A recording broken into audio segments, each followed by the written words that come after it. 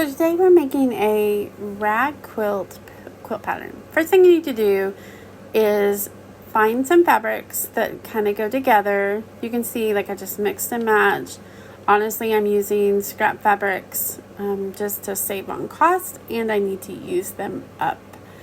You also need a backing. I happened to find a vintage quilt tops at an estate sale, and you need some batting. Okay, so you're going to cut your front pieces, your back pieces, and your batting.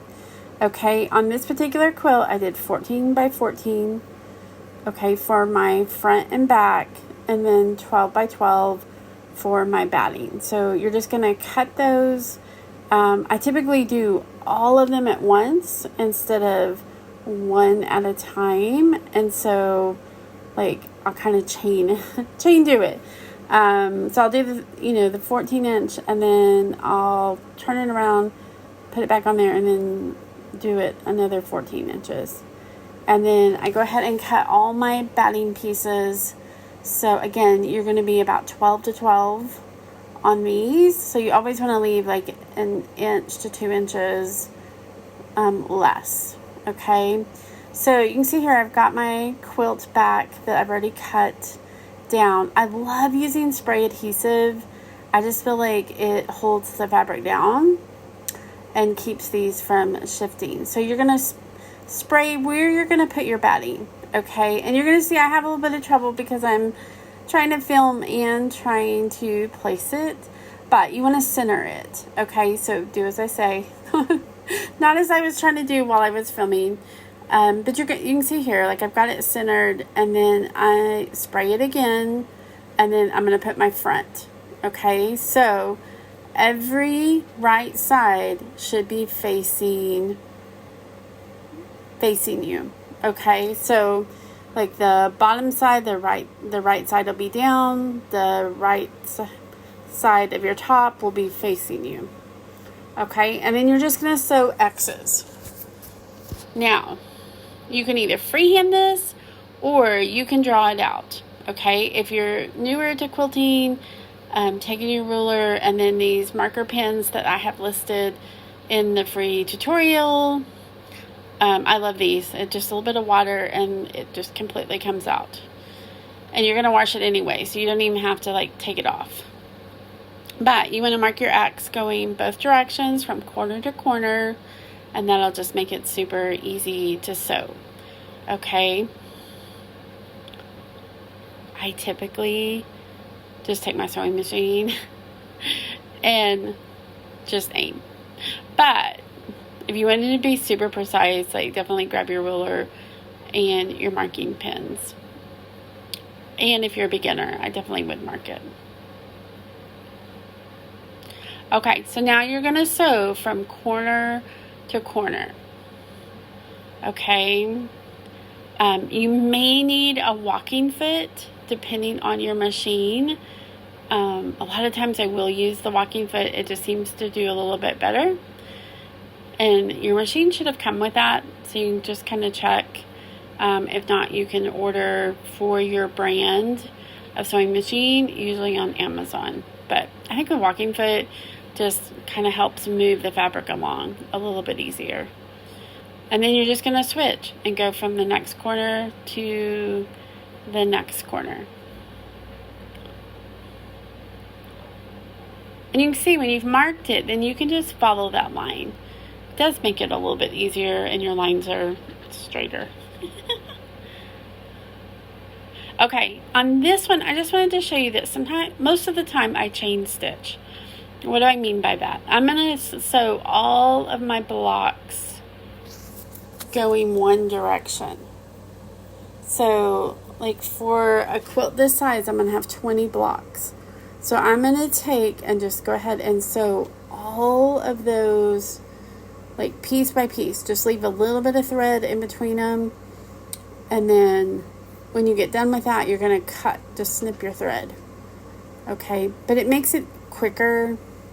Like sometimes I'll do this like in process. So I'll cut out all one day, and then I'll chain stitch all my pieces, another day. It just makes it easier, and it's a little bit easier on your body if sometimes it feels like it's a lot.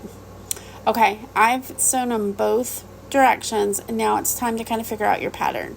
I usually lay it on my bed and just put my pieces together. On this one, it's going to be 4 across and 5 down. Now you're going to put backs together,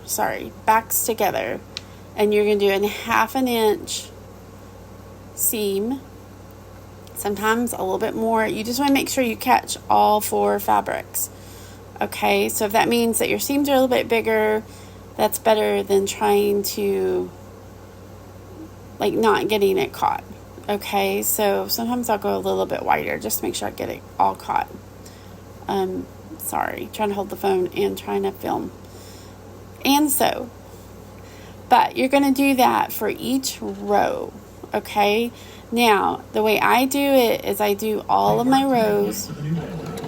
Okay, I get them all done, and then I'll take each row and piece those together with the next row.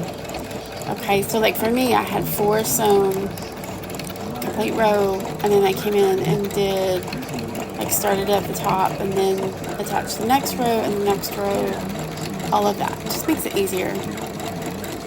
Okay, but once you get your row done, then we've got a little bit of work to do. Okay, you're going to take your iron and you're going to open those seams.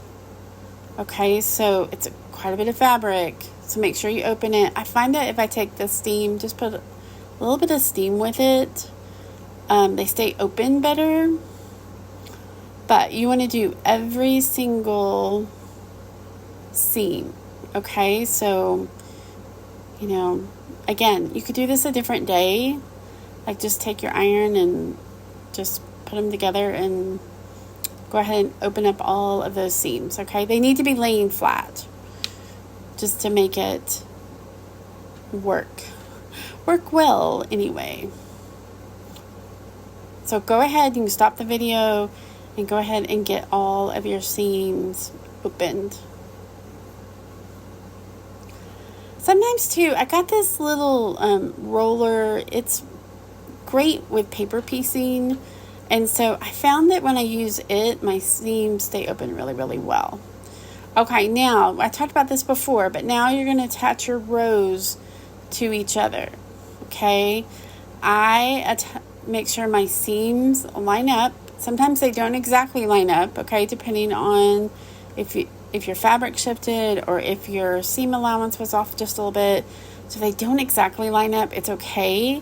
But what you do want to make sure is that your open seams are laying flat. And you can see here I've got clips. And I think that you nearly have to have a walking foot with this. It's really thick. And it's much easier with the clips. If you don't have clips, they're like $4 or $5 on Amazon. You get a ton of them. So I think they're always handy. But you're just going to do the entire row, and then you're going to attach the next one. Okay? And sometimes you're going to have to like help it along, even with, it's just thick.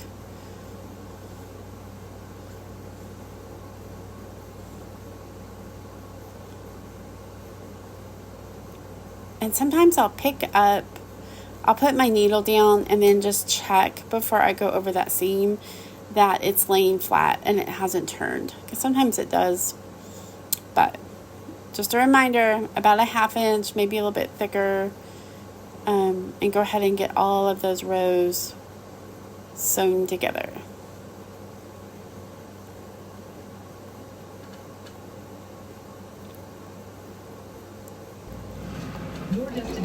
Okay, so here's another video of the same thing. We're just adding more rows. The thing I love about doing bigger blocks, you can do these blocks any size that you want. I've seen them as little as 6 inches. I've seen just fat quarters used. I've made a few with just fat quarters. But you just want to make sure that you're catching all your fabric, okay, and that your seams are laying down. Okay, and honestly, it's much easier than it is with me trying to sew and do the camera at the same time. So, sorry. Then I'll take a muffin. There you go. I'm going to pick up the stuff for you. Just one little tip, like take your time. If you're a beginner, like take your time. It's okay to sew slower. The more that you practice, the quicker you're gonna get, and the easier it gets. I can literally put one of these together from start to finish in about a day and a half. Not working on it all day. Like if I had all day, it probably would take me maybe 3 or 4 hours. Easy peasy. Okay, now before you do this part, I need you to sew all the way around your quilt a 1/2 inch. Okay, and then you're gonna take your snipping scissors and you're gonna cut all this little excess fabric. Do not cut your seam. Okay, I tried this with regular scissors. I did not find it worked. So I want you to go get you a good pair. I've got it in the tutorial on Amazon. Get you a good pair, and that's all you use them for. Okay, but you're going to go down every seam. This is what makes it a rag quilt. When you wash it, then it becomes a rag, kind of. So that's what gives it that look. So, but take your time. I do this while I watch TV at night, like while I'm watching my favorite show or whatever. I'll take and just cut the pieces together.